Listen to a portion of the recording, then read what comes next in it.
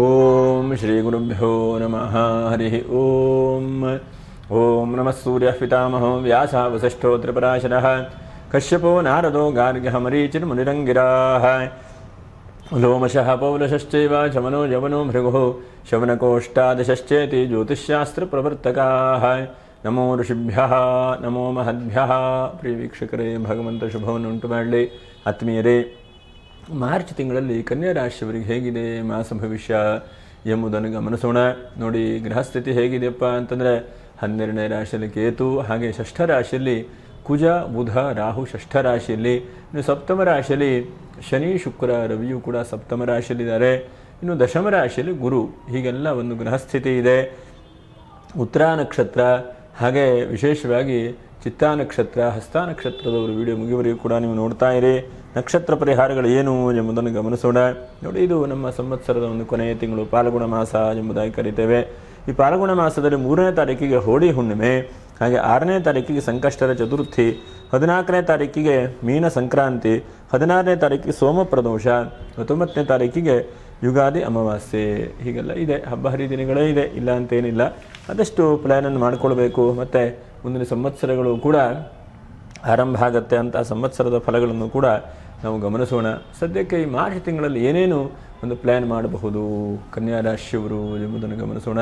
ನೋಡಿ, ಕನ್ಯಾ ರಾಶಿಯವರಿಗೆ ಸಪ್ತಮದಲ್ಲಿರುವಂಥ ಶನೇಶ್ವರನು ಒಂದು ಹಂತಕ್ಕೆ ಯಾವುದೋ ಒಂದು ಅನಿರೀಕ್ಷಿತವಾದಂತಹ ದುಃಖಗಳು, ಅನಿರೀಕ್ಷಿತವಾದಂತಹ ತೊಂದರೆಗಳು, ಮತ್ತು ನಮ್ಮವರು ನಮಗೇನೂ ಹೆಲ್ಪ್ ಮಾಡ್ತಾ ಇಲ್ಲ ಹೇಳುವಂಥದ್ದು.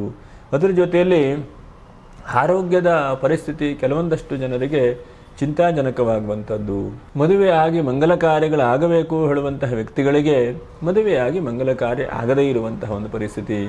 ಮತ್ತು ಎಲ್ಲ ರೀತಿಯಾದಂಥ ಒಂದು ಹಂತಕ್ಕೆ ಜಂಜಾಟಗಳು, ಆ ಜಂಜಾಟದಿಂದ ಹೊರಗಡೆ ಬರಲಿಕ್ಕೂ ಆಗ್ತಾ ಇಲ್ಲ, ಆ ಜಂಜಾಟದಲ್ಲಿ ಉಳ್ಕೊಳ್ಳಿಕ್ಕೂ ಆಗ್ತಾ ಇಲ್ಲ. ಇಂತಹ ಪರಿಸ್ಥಿತಿ, ಹೀಗೆ ಸ್ವಲ್ಪ ಒದ್ದಾಟದ ಜೀವನಗಳು ಕೂಡ ನಡೀತಾ ಇದೆ. ದುಃಖಂ ದಿನೇಶಾತ್ಮಜಃ ಎಂಬುದಾಗಿ ಹೇಳ್ತಾರೆ. ಹಾಗಾಗಿ ಬಹಳಷ್ಟು ಜನ ಕನ್ಯಾ ರಾಶಿಯವರ ಜಾತಕವನ್ನು ಅವಲೋಕನೆ ಮಾಡಿದಾಗ, ಹಾಗಂತೇಳಿ ಗುರು ನಿಮಗೆ ದಶಮದಲ್ಲಿ ಗುರು ಇದ್ದಾನೆ, ಆದರೂ ಕೂಡ ಸಪ್ತಮದಲ್ಲಿರುವಂತಹ ಶನೇಶ್ವರನು ಸ್ವಲ್ಪ ದುಃಖವನ್ನು ಕೊಡ್ತಾ ಇದ್ದಾನೆ. ನೀವು ಲೆಕ್ಕಾಚಾರದ ಜನ ಇದ್ದೀರಿ, ಆದರೆ ನಿಮ್ಮ ಲೆಕ್ಕಾಚಾರವು ಕೂಡ ವ್ಯತ್ಯಾಸ ಆಗ್ತಾ ಇದೆ. ಎಷ್ಟೋ ಸಲ ಲೆಕ್ಕಾಚಾರ ಮಾಡ್ತೀರಿ, ಆದರೆ ಕೆಲವೊಂದು ಸಲ ನಮ್ಮ ಲೆಕ್ಕಕ್ಕೇನೂ ಸಿಗುವುದಿಲ್ಲ. ಮೇಲ್ಗಡೆ ಇದ್ದ ಲೆಕ್ಕಾಚಾರವೇ ಬೇರೆ ಥರ ಇರುತ್ತೆ. ಹಾಗಾಗಿ ಆ ಲೆಕ್ಕಾಚಾರ ಸ್ವಲ್ಪ ಉಲ್ಟಾ ಆಗ್ತಾ ಇದೆ, ಸ್ವಲ್ಪ ವ್ಯತ್ಯಾಸವೂ ಕೂಡ ಆಗ್ತಾ ಇದೆ. ಹಾಗಾಗಿ ಬಹಳ ಮುಖ್ಯವಾಗಿ ಗಮನಿಸುವಂಥದ್ದು, ನೋಡಿ, ರಾಶ್ಯಾಧಿಪತಿಯಾದಂತಹ ಬುಧನು ಆರಂಭದ ದಿವಸದಲ್ಲೇನೋ ಷಷ್ಠ ರಾಶಿಯಲ್ಲಿ ಕುಜನ ಜೊತೆಗಿದ್ದಾನೆ. ಹಾಗಾಗಿ ವಿದ್ಯಾರ್ಥಿಗಳ ಜೀವನಕ್ಕೆ ಹಂತವಾಗಿ ಏನೋ ಅಭಿವೃದ್ಧಿ ಆಗುವಂಥ ಸಾಧ್ಯತೆಗಳಿದೆ. ಚೆನ್ನಾಗಿ ಓದಿ ನೋಡಿ, ಬಹುಶಃ ಎಕ್ಸಾಮ್ ಕೆಲವು ಜನಕ್ಕೆ ಬಂದಿರಬಹುದು, ಕೆಲವು ಜನಕ್ಕೆ ಮುಗಿದಿರಬಹುದು, ಕೆಲವು ಜನ ಎಕ್ಸಾಮಿನ ಒತ್ತಡದಲ್ಲೂ ಕೂಡ ಇರಬಹುದು. ಹಾಗಾಗಿ ವಿದ್ಯಾರ್ಥಿಗಳ ಜೀವನಕ್ಕೆ ಗಮನಕ್ಕೆ ಏನಪ್ಪ ಅಂತಂದರೆ, ಸತತವಾದಂತಹ ಪ್ರಯತ್ನವನ್ನು ಮಾಡಿ ಆಲಸ್ಯತನವನ್ನು ಸ್ವಲ್ಪ ಕಡಿಮೆ ಮಾಡಿಕೊಳ್ಳಿ. ಯಾಕಂದರೆ ಏನಾಗ್ತಾ ಇದೆ, ಸಪ್ತಮದ ಶನೇಶ್ವರ ನಿಧಾನ ಗೆದ್ರಾಯಿತು, ನಾಳೆ ಎಲ್ಲ ನಾಡಿದ್ದು ನೋಡೋಣ, ಓದೋಣ ಹೇಳುವಂಥದ್ದು. ನಾಳೆಯಿಂದ ಅವರು ಮಾತು ಹಾಳು ಅಂತ ಹೇಳ್ತಾರೆ. ಹಾಗಾಗಿ ಇವತ್ತೇ ಮಾಡಬೇಕು, ಈ ಕ್ಷಣಕ್ಕೆ ಪ್ರಯತ್ನವನ್ನು ಮಾಡಬೇಕು, ಆ ಸಮಯವನ್ನು ಹಾಳು ಮಾಡಿಕೊಳ್ಬಾರ್ದು. ಇದು ಬಹಳ ಮುಖ್ಯವಾಗಿ. ಹಾಗೆ ಎರಡನೇದಾಗಿ ಷಷ್ಠ ರಾಶಿಯ ರಾಹು ವಿದೇಶದಿಂದ ಹಣಕಾಸು ಬರುತ್ತೆ ಮತ್ತು ವಿದೇಶದ ಕೆಲಸ ಕಾರ್ಯಗಳು ಅಭಿವೃದ್ಧಿ ಆಗುತ್ತೆ. ಇದು ಬಹಳ ಒಳ್ಳೆಯದಾದಂಥದ್ದು ನೋಡಿ ಜೀವನದಲ್ಲಿ. ಯಾಕಂದರೆ ಕೆಲಸ ಬಿಟ್ಟವರಿಗೆ, ಕೆಲಸ ಹೆಚ್ಚು ಕಡಿಮೆ ಆದವರಿಗೆ, ಕೆಲಸಕ್ಕೆ ಹೋಗಬೇಕು ಹೇಳುವಂಥ ವ್ಯಕ್ತಿಗಳಿಗೆ ವಿದೇಶದಿಂದ ಧನಾಗಮನ ಆಗುವಂಥದ್ದು, ವಿದೇಶದ ಕಂಪನಿ ಕೆಲಸ ಆಗುವಂಥದ್ದು, ವಿದೇಶಕ್ಕೆ ಹೋಗುವಂತಹ ಪ್ರಯತ್ನಗಳು, ಅಥವಾ ಈವೆಂಟ್ ಮ್ಯಾನೇಜ್ಮೆಂಟ್ ಮಾಡ್ತಾ ಇದ್ದಂಥವ್ರಿಗೂ ಕೂಡ ಎಲ್ಲೋ ಒಂದು ಕಡೆಗೆ ಲಾಭಾಂಶ ಸಿಗುವಂಥದ್ದು. ಹೀಗೆ ನಿಮ್ಮ ಯೋಚನೆಗಳು ಒಂದು ವಿಕಸನಗೊಳ್ಳುವಂತಹ ಒಂದು ಪರಿಸ್ಥಿತಿ ಒಳ್ಳೆ ರೀತಿಯಾದಂಥದ್ದಿದೆ. ಹಾಗಾಗಿ ಚಿಂತೆ ಮಾಡಬೇಡಿ. ಇನ್ನು ರಾಹು ಬುಧನ ಜೊತೆಗಿದ್ದಾನೆ. ಹಾಗಾಗಿ ಶೈಕ್ಷಣಿಕ ಕ್ಷೇತ್ರದಲ್ಲಿರುವಂಥ ವ್ಯಕ್ತಿಗಳಿಗೆ ಎಲ್ಲೋ ಒಂದು ಕಡೆ ದಿಢೀರ್ನ ಬೆಳವಣಿಗೆ ಆಗುವಂಥದ್ದು, ಅಥವಾ ನಿಮ್ಮ ಸ್ಕೂಲು ಕಾಲೇಜು ನಡೆಸ್ತಾ ಇದ್ದರೆ ನಿಮ್ಮಲ್ಲೆಲ್ಲ ಚೆನ್ನಾಗಿ ಓದ್ತಾ ಇದ್ದಾರೆ, ಖುಷಿ ಸಂತೋಷ ಅಂತೇಳಿ ನಿಮಗನಿಸುವಂಥದ್ದು, ಅದು ರಾಜ್ಯಕ್ಕೆ, ರಾಷ್ಟ್ರಕ್ಕೆ, ದೇಶಕ್ಕೆ ಗೊತ್ತಾಗುವಂತಹ ಪ್ರಯತ್ನಗಳು. ಯಾಕಂದರೆ ಇವತ್ತಿನ ದಿವಸ ಪ್ರತಿಭೆ ಈ ಆನ್ಲೈನು ಮಾಧ್ಯಮ ಕ್ಷೇತ್ರದಿಂದ ಬಹಳ ಸುಲಭವಾಗಿ ಸ್ಪ್ರೆಡ್ ಆಗಿಬಿಡುತ್ತೆ ವಿಷಯಗಳು ಅಲ್ವಾ. ಹಾಗಾಗಿ ಒಂದು ಹಂತಕ್ಕೆ ಸ್ಕೂಲು ಕಾಲೇಜು ವ್ಯವಸ್ಥೆಗಳು ಒಳ್ಳೆ ರೀತಿಯಾದಂಥ ಪರಿಣಾಮಗಳನ್ನು ಕೂಡ ನಾವು ಕಾಣಬಹುದು. ಅದು ಒಳ್ಳೆ ರೀತಿಯಾದಂಥದ್ದು. ಯಾಕಂದರೆ ಜೀವನದಲ್ಲಿ ಎಷ್ಟೋ ಸಲ ನಾವು ಯೋಚನೆ ಮಾಡ್ತಾ ಇರ್ತೇವೆ, ಆದರೆ ಕೆಲವೊಂದು ಸಫಲವಾಗುತ್ತೆ, ಕೆಲವೊಂದು ದುಷ್ಫಲವಾಗುತ್ತೆ. ಆದರೆ ವಿದ್ಯಾರ್ಥಿಗಳ ಜೀವನ, ಸ್ಕೂಲು ಕಾಲೇಜ್ ನಡೆಸ್ತಾ ಇರುವಂಥ ವ್ಯಕ್ತಿಗಳು ಬಹಳ ಉತ್ತಮವಾದಂಥ ಫಲಿತಾಂಶಗಳು ಸಿಗುವಂಥ ಚಾನ್ಸಸ್ಸು ಕೂಡ ಇದೆ. ಇನ್ನು ಕುಜನಂದೇ ಚಿಂತನೆ ಮಾಡಲಿಕ್ಕೆ ಹೋದರೆ ಸ್ವಲ್ಪ ರಿಯಲ್ ಎಸ್ಟೇಟ್ ಉದ್ಯಮಿಗಳು, ಸಣ್ಣ ಪುಟ್ಟ ವ್ಯವಹಾರ ಮಾಡೋರು ಸ್ವಲ್ಪ ವಿಳಂಬ ಆಗಬಹುದು, ಆಗೋದೇ ಇಲ್ಲ ಅಂತೇನಿಲ್ಲ. ಆದರೆ ತಕ್ಕ ಮಟ್ಟಿಗೆ ಈ ತಿಂಗಳಲ್ಲಿ ಎಲ್ಲೋ ಒಂದು ಕಡೆ ಮಾರ್ಚ್ ತಿಂಗಳಲ್ಲಿ ಕೆಲಸ ಆಗುವಂಥ ಸಾಧ್ಯತೆಗಳಿದೆ. ಕುಜರಾಹು ಇರೋದ್ರಿಂದ ಸ್ವಲ್ಪ ಕ್ಲ್ಯಾಶ್ ಆಗಬಹುದು, ಸ್ವಲ್ಪ ಬೇಜಾರಾಗಬಹುದು. ಅಥವಾ ವ್ಯವಹಾರಕ್ಕೆ ಹೋಗಿರ್ತೀರಿ, ಹಣಕಾಸಿನ ವಿಷಯದಲ್ಲಿ ಸ್ವಲ್ಪ ಕಸಿವಿಸಿ ಆಗುವಂಥದ್ದು, ನೀವು ಹಾಗೆ ಹೀಗೆ ಅಂತೇಳಿ. ಹಾಗಾಗಿ ಈ ತಿಂಗಳಲ್ಲಿ ಒಂದು 5 ಬಹಳ ಮುಖ್ಯವಾಗಿ ಗಮನಿಸಬೇಕು. ಬಹಳ ಎಷ್ಟು ತೊಂದರೆ ಬರಬೇಕು ಅಥವಾ ತೊಂದರೆ ಆಗಬೇಕು ಅಂತಿದ್ರು ಕೂಡ ಅಟ್ಲೀಸ್ಟ್ ಈ ಜಾಗ್ರತೆ ವಹಿಸಿದಾಗ ಮುಂದೆ ಹೊಂಡ ಇದೆ, ಮುಂದೆ ಹಂಪಿದೆ ಅಂತ ಅದಕ್ಕೆ ಬ್ರೇಕ್ ಹಾಕಿದಾಗ ಸ್ವಲ್ಪ ನಿಧಾನವಾಗಿ ಆಗಬಹುದು. ಹಾಗಾಗಿ ಇದು 5 ಬಹಳ ಮುಖ್ಯವಾಗಿ ಗಮನಿಸಬೇಕು. ಒಂದನೇದಾಗಿ ಎಲ್ಲವನ್ನು ನೋಡಿ ಯೋಚನೆ ಮಾಡಿ ಸಹಿ ಮೊದಲಾದಂಥದ್ದು ಹಾಕುವಂಥ ಪ್ರಯತ್ನ ಮಾಡಬೇಕು. ಎರಡನೇದಾಗಿ ಅದು ಏನೇ ಕೆಲಸ ಕಾರ್ಯಕ್ಕೆ ಇಳಿದ್ರೂ ಕೂಡ ನನ್ನ ಅಣ್ಣ ಮಾಡ್ತಾನೆ, ನನ್ನ ತಮ್ಮ ಮಾಡ್ತಾನೆ, ನಮ್ಮವರು ಮಾಡ್ತಾರೆ, ನಮ್ಮ ಹಿತೈಷಿಗಳೇ ಹೇಳಿದ್ದಾರೆ, ಅದನ್ನೆಲ್ಲ ಬಿಟ್ಟುಬಿಡಬೇಕು. ಫಸ್ಟ್ ನಾವು ಇದನ್ನು ಸರಿಯಾಗಿ ನೋಡಿದ್ದೇವೆಯಾ, ನಾವು ಸರಿಯಾಗಿ ಓದ್ಕೊಂಡಿದ್ದೇವಾ, ಇದು ಏನಿದೆ ಹೇಳೋದನ್ನು ಫಸ್ಟ್ ತಿಳ್ಕೊಳ್ಳುವಂತಹ ಪ್ರಯತ್ನ ಮಾಡಬೇಕು. ನಾಳೆಗೆ ಏನಂತಂದರೆ ಅದು ಕಷ್ಟ ಆಗಿಬಿಡುತ್ತೆ, ಅದು ಹೇಳಬಾರ್ದು. ಹಾಗಾಗಿ ನಾವು ಎಷ್ಟಿದ್ರೂ ಕೂಡ ಆತ್ಮೈವ ಹ್ಯಾತ್ಮನೋ ಬಂಧು ಆತ್ಮೈವ ರಿಪುರಾತ್ಮನಃ ಎಂಬುದಾಗಿ. ಹಾಗಾಗಿ ನಾವು ಅದನ್ನು ನಿರ್ದಿಷ್ಟವಾಗಿ ನೋಡ್ಕೊಳ್ಬೇಕು. ನಾವು ನಿರ್ದಿಷ್ಟವಾಗಿ ನೋಡಿಕೊಂಡು ನಿರ್ದಿಷ್ಟವಾಗಿ ಅದಕ್ಕೆ ಪ್ರಯತ್ನ ಮಾಡಬೇಕು, ಯಾವಾಗ ಸಫಲವಾಗಿ ಆಗುತ್ತೆ. ಹಾಗೆ ಮೂರನೇದಾಗಿ ಬಹಳ ಮುಖ್ಯವಾಗಿ ಏನಾದರೂ ಈ ಮೂಳೆ ನೋವು ಮತ್ತು ಸೊಂಟ ನೋವು, ಹಾಗೆ ಹಿಂದ್ಗಡೆಗೆ ಏನಾದರೂ ತೊಂದರೆಗಳಿದ್ದರೆ, ಬ್ಯಾಕ್ ಪೇನ್ ಇದ್ದರೆ ನೋಡಿ ಬಹಳ ಮುಖ್ಯವಾಗಿ ಸ್ವಲ್ಪ ಔಷಧಿ ಚಿಕಿತ್ಸೆಗಳನ್ನು ಕೂಡ ಮಾಡಿಸ್ಕೊಳ್ಳಿ. ಆದಷ್ಟು ಎಷ್ಟು ಸಾಧ್ಯ ಆಗುತ್ತೋ ಅಷ್ಟು ನರಸಿಂಹದೇವರನ್ನು ಬಹಳ ಮುಖ್ಯವಾಗಿ ಆರಾಧನೆ ಮಾಡಬೇಕು ಈ ತಿಂಗಳಲ್ಲಿ ನೀವು. ಹಾಗೆ ನಾಲ್ಕನೇದಾಗಿ ಸ್ವಲ್ಪ ಓಡಾಟಗಳು, ವಾಹನದಿಂದ ಸ್ವಲ್ಪ ಜಾಗ್ರತೆ ವಹಿಸ್ಕೊಳ್ಬೇಕು. ಐದನೇದಾಗಿ ಬಹಳ ಮುಖ್ಯವಾಗಿ ಎಲ್ಲವೂ ಕೂಡ ನಿಮ್ಮಲ್ಲಿ ಇದೆ, ಆದರೆ ಕೆಲವೊಂದಷ್ಟು ಸಲ ನಾವು ಸುಮ್ಮನೆ ಮೌನವಾಗಿರುವಂಥದ್ದೇ ಒಳ್ಳೆಯದು. ಯಾಕಂದರೆ ಎಷ್ಟೋ ಸಲ ಮೌನ ಆಡುವಂಥದ್ದು ಬಂಗಾರ, ಮಾತು ಬೆಳ್ಳಿ ಎಂಬುದಾಗಿ ಹೇಳ್ತಾರೆ. ಹಾಗಾಗಿ ಕೆಲವೊಂದು ಸಲ ಮೌನವಾಗಿರುವಂತಹ ಪ್ರಯತ್ನವನ್ನೇ ಮಾಡಬೇಕು. ಎಷ್ಟೋ ಸಲ ಮೌನವೇ ಎಲ್ಲದಕ್ಕೂ ಕೂಡ ಅನುಕೂಲತೆಗಳನ್ನು ಕೊಡುತ್ತೆ, ಮೌನವೇ ಎಲ್ಲದಕ್ಕೂ ಕೂಡ ಒಳ್ಳೆಯದು ಮಾಡಿಕೊಡುತ್ತೆ.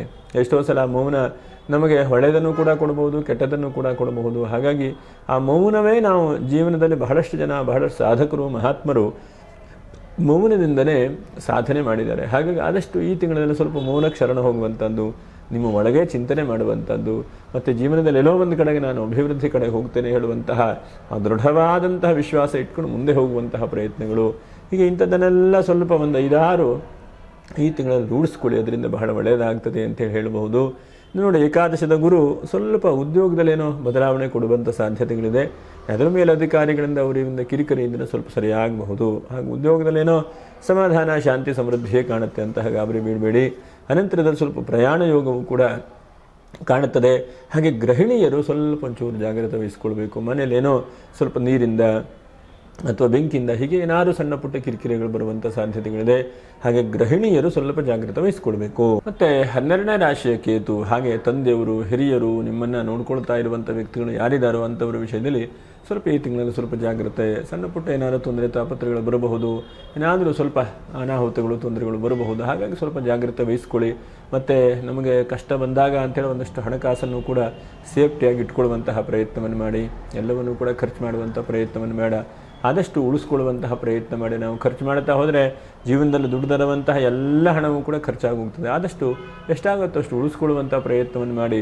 ಯಾಕಂದರೆ ಇವತ್ತಿನ ದಿವಸ ಜನ ಹೇಗೆ ಅಂತಂದರೆ, ನೀವು ಹೇಗಿದ್ದರೂ ಕೂಡ ಜನ ನೆಗೆ ಮಾಡ್ತಾರೆ, ಅವನಾ ಅಂತೇಳಿ ಹೇಳ್ತಾರೆ ಬಿಟ್ಟರೆ ಯಾರೂ ಕೂಡ ನಿಮ್ಮ ಕಷ್ಟಕ್ಕೆ ಸಹಾಯ ಮಾಡಲಿಕ್ಕೆ ಬರುವುದಿಲ್ಲ. ಹಾಗಾಗಿ ನೀವು ನಿಮ್ಮ ಕೈಲಿರುವಂತಹ ಪ್ರಾಮಾಣಿಕವಾದಂತಹ ಏನೋ ಒಂದು ಸ್ವಲ್ಪ ಹಣಕಾಸನ್ನು ಹೂಡಿಕೆ ಮಾಡುವಂಥದ್ದು, ಅದನ್ನು ಇಟ್ಕೊಳ್ಳುವಂತಹದ್ದು ಪ್ರಯತ್ನ ಮಾಡಿ. ಯಾಕಂದರೆ ನಾನು ಒಳ್ಳೆಯದಕ್ಕೆ ಉಪಯೋಗಿಸಿದ್ದೇನೆ ಅಂದರೆ ಸಂತೋಷವೇ. ನಿಮ್ಮ ಹತ್ರ 10 ರೂಪಾಯಿ ಇದ್ದರೆ ಅದನ್ನು ಒಂದು 50 ಪೈಸವೋ 20 ಪೈಸವನ್ನು ಕೂಡ ಒಳ್ಳೆಯ ಕೆಲಸಕ್ಕೆ, ದಾನಕ್ಕೆ, ಧರ್ಮಕ್ಕೆ ಉಪಯೋಗಿಸಬೇಕು. ಎಲ್ಲವನ್ನು ಕೂಡ ನನಗೇ ಬೇಕು ಹೇಳುವಂಥದ್ದು ಪ್ರಯತ್ನ ಮಾಡಬಾರ್ದು. ಆದರೂ ಕೂಡ ಕೆಲವೊಂದಷ್ಟು ನಮ್ಮ ಕಷ್ಟ ಕಾಲಕ್ಕೆ ಅಂಥೇಳಿ ನಾವು ಇನ್ನೊಬ್ಬರ ಹತ್ರ ಹೋಗಿ ಕೈ ಚಾಚಲಿಕ್ಕೆ ಆಗಲ್ಲ, ನನಗೆ ಕೊಡಿ ಹಣ ಅಂತೇಳಿ ಹೇಳಲಿಕ್ಕಾಗತ್ತಾ? ಹಾಗಾಗಿ ನಾವು ಕಷ್ಟಪಟ್ಟು ದುಡಿದಿರುವಂಥ ಹಣವನ್ನು ಸ್ವಲ್ಪ ಸೇವಿಂಗನ್ನು ಕೂಡ ಮಾಡಿಕೊಳ್ಳಿ ಈ ತಿಂಗಳಲ್ಲಿ. ಯಾಕೆ ಸೇವಿಂಗ್ ಆಗುತ್ತೆ? ದಶಮದ ಗುರು ಧನಸ್ಥಾನಕ್ಕೆ ದೃಷ್ಟಿ ಇದೆ. ಹಾಗಾಗಿ ನಿಮಗೆ ಸ್ವಲ್ಪ ಈಗ ಅರಿವಾಗ್ತಾ ಇದೆ, ಕಷ್ಟ ತೊಂದರೆಗಳು ಅರಿವಾಗ್ತಾ ಇದೆ. ಯಾಕಂದರೆ ನಿಮ್ಮ ಲೆಕ್ಕಾಚಾರಗಳು ಸ್ವಲ್ಪ ಉಲ್ಟಾ ಆಗಿದೆ, ಹಾಗಾಗಿ ಅರಿವಾಗ್ತಾ ಇದೆ. ಹಾಗಾಗಿ ಶೇಖರಣೆ ಮಾಡುವಂತಹ ಪ್ರಯತ್ನವನ್ನು ಕೂಡ ನೀವು ಮಾಡಿಕೊಳ್ಳಿ. ಇನ್ನು ಈ ತಿಂಗಳಲ್ಲಿ ನೋಡಿ, ಸಾಧ್ಯವಾದರೆ 8ನೇ ತಾರೀಕು ಬಹಳ ಪ್ರಶಸ್ತವಾಗಿದೆ. ಇನ್ನು 13ನೇ ತಾರೀಕು ಚೆನ್ನಾಗಿದೆ, ದಶಮಿ ಅಥವಾ ಶುಕ್ರವಾರ ಚೆನ್ನಾಗಿದೆ. ಆ ದಿವಸ ಏನಾದರೂ ಪೂಜೆ ಪುನಸ್ಕಾರಗಳನ್ನು ಮಾಡಿಕೊಳ್ಳಿ, ಬಹಳ ಅನುಕೂಲತೆಗಳಿದೆ. ನಕ್ಷತ್ರ ಪರಿಹಾರಗಳು ಏನು ನೋಡಿ, ಉತ್ತರ ನಕ್ಷತ್ರ 2, 3, 4ನೇ ಪಾದ. ನೀವು ಸಾಧ್ಯ ಇದ್ದರೆ ವಿಷ್ಣು ಸಹಸ್ರನಾಮ ಪಾರಾಯಣ ಮಾಡಿ. ನೀವು ಬಹಳ ಒಳ್ಳೆಯದು ಈ ತಿಂಗಳಲ್ಲಿ ವಿಷ್ಣು ಸಹಸ್ರನಾಮ ಪಾರಾಯಣೆ, ವಿಷ್ಣು ಆರಾಧನೆ, ವಿಷ್ಣು ನಮಸ್ಕಾರ ಭಾರಿ ಒಳ್ಳೆಯದು. ಹಾಗೆ ಹಸ್ತ ನಕ್ಷತ್ರದವರು ಎಷ್ಟು ಸಾಧ್ಯ ಆಗುತ್ತೋ ನಿಮ್ಮ ಕೈಲಿ ಅಷ್ಟು ಲಕ್ಷ್ಮೀ ನರಸಿಂಹನ ದೇವರ ಆರಾಧನೆ ಮಾಡಿ, ಲಕ್ಷ್ಮೀ ನರಸಿಂಹನ ಪ್ರಾರ್ಥನೆ ಮಾಡಿ. ಆ ನರಸಿಂಹದೇವರೇ ನಿಮ್ಮ ಘೋರಾತ್ ಕಷ್ಟಾತ್ ಉದ್ಧಾರ ಅಸ್ಮಾನ್ ನಮಸ್ತೆ. ನಿಮ್ಮ ಘೋರವಾದಂಥ ಕಷ್ಟಗಳನ್ನು ಕೂಡ ಲಕ್ಷ್ಮೀ ನರಸಿಂಹನೇ ಪರಿಹಾರ ಮಾಡ್ತಾನೆ. ಯಾಕಂದರೆ ಘೋರ ಎರಡು ಥರ ಹೇಳ್ತಾರೆ. ಯಾಕಂದರೆ ನಮ್ಮ ಜೀವನದಲ್ಲಿ ಅನೇಕ ಕಷ್ಟಗಳು ಬರ್ತಾ ಹೋಗುತ್ತೆ. ಆ ಕಷ್ಟಗಳನ್ನು ಪರಿಹಾರ ಮಾಡುವ ನರಸಿಂಹದೇವರನ್ನು ಪ್ರಾರ್ಥನೆ ಮಾಡ್ಕೊಳ್ಳಿ. ನೀವು ಚಿತ್ತಾ ನಕ್ಷತ್ರ ಸಾಧ್ಯವಾದ ಮಟ್ಟಿಗೆ ನೀವು ಕೂಡ ಲಕ್ಷ್ಮೀ ನರಸಿಂಹ ಕರಾವಲಂಬನ ಸ್ತೋತ್ರ ಅಂತಿದೆ. ಶ್ರೀಮತ್ ಪಜೌನಿಧಿನಿಕೇತನ ಚಕ್ರಭಾಣೆ ಅಂಥೇಳಿ ಕರಾವಲಂಬನ ಸ್ತೋತ್ರ ಇದೆ. ಇಂತಹ ಸ್ತೋತ್ರಗಳನ್ನು ಕೂಡ ಪಠನೆ ಮಾಡಿ ಆ ದೈವಾನುಗ್ರಹದಿಂದ ಶುಭವಾಗಲಿ, ಮಂಗಲವಾಗಲಿ. ಅನೇಕ ರೀತಿಯಾದಂಥ ಕಷ್ಟ ತೊಂದರೆಗಳನ್ನು ಪರಿಹಾರ ಮಾಡಿ ನಿಮಗೆ ಅಭಿವೃದ್ಧಿ ಆಗುವಾಗ ನೀವು ಗೆಲ್ಲುವ ಹಾಗೆ ಭಗವಂತನು ನೆರವೇರಿಸಲಿ ಅಂತ ಹೇಳ್ತಾ ಮುಂದಿನ ವಿಡಿಯೋದಲ್ಲಿ ಮತ್ತೆ ಭೇಟಿ ಮಾಡೋಣ. ನಮಸ್ಕಾರ. ಲೋಕಾ ಸಮಸ್ತ ಸುಖಿನೋ ಭವಂತು, ಸಮಸ್ತ ಸನ್ಮಂಗಲಾನೇ ಭವಂತು. ನಮಸ್ಕಾರ.